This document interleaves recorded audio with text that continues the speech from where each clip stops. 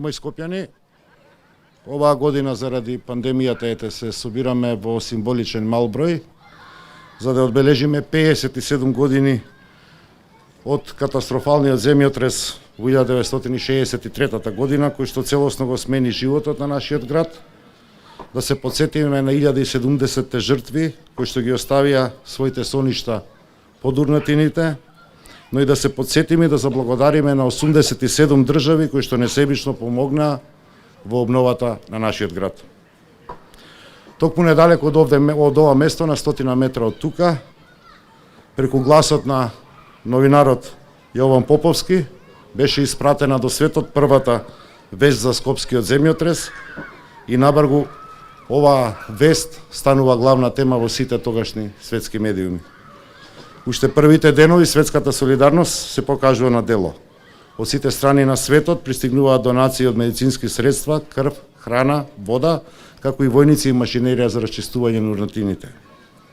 А во годините потоа Скопје ќе го добие како донација Музеот на современата уметност, Универзалната сала, Младинскиот културен центар, Хидрометеоролошкиот завод, Детската болница во Козле, Поликлиника Букурешт и цели населби Тафталиџе, Ѓорче, Драчево. Тука морам да споменам и да заблагодарам и на сите оние поединци од светот кои што му помогнаа на нашиот град кога му беше најтешко. Да ве потсетам на едно девојче по име Гудвин Мец од тогашна Сојузна република Германија, што целата своја заштеда од својата касичка ја испраќа за настраданите во земјотресот токму во Скопје.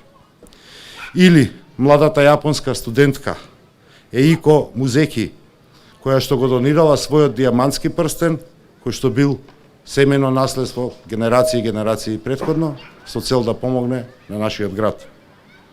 Ретки се градовите во светот кои што доживуваат вакви катастрофи, каква што има доживеано Скопје во 1963 година. Но, уште поретки се градовите кои што собрале толку многу земји, толку многу луѓе за неговата реизградба, односно неговата обнова. Токму заради тоа, Скопје е можеби најдобриот пример за град на светската солидарност.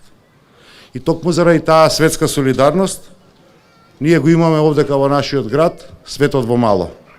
Погледнете ги овде позади мене имињата на нашите скопски улици. Осло, Багдадска, Финска, Стокхолмска, Париска, Лондонска, Московска и мојата Мексичка. Тие говорат за солидарноста на светот во нашиот град. Ова за нас е и обврска повеќе како жители на Скопје да го сочуваме и негуваме наследството во обновата на нашиот град како едно непроценливо богатство. Затоа минатата година започнавме, а годинава завршуваме процедурата на враќање на старите имења на улиците кои што беа избришани со едно неразумно действие, а кои што беа дел и ја означуваа солидарноста во Скопје, токму Мексичка која што ја споменав, со цел да дадеме порака дека Скопје нема никогаш да ја заборави солидарноста која што го издигна нашиот град од урнатините. Ова е период кога се носи новиот детален урбанистички план на Малиот Ринг, еден од најзначајните можеби документи урбанистички во последната декада во нашиот град, и градот како институција и јас како градоначалник ќе направиме се лудилата кои што ни се случува во минатото да ги оневозможиме да ни се повторуваат и во иднина. Сегашно Скопје ќе продолжиме да го градиме, но со многу повеќе јавни површини, со многу повеќе паркови, со многу повеќе мостови, со многу повеќе булевари и ќе продолжиме да се грижиме и да го сакаме Скопје, затоа што Скопје е нашиот дом, Скопје е најубавиот град на светот. Ви благодарам.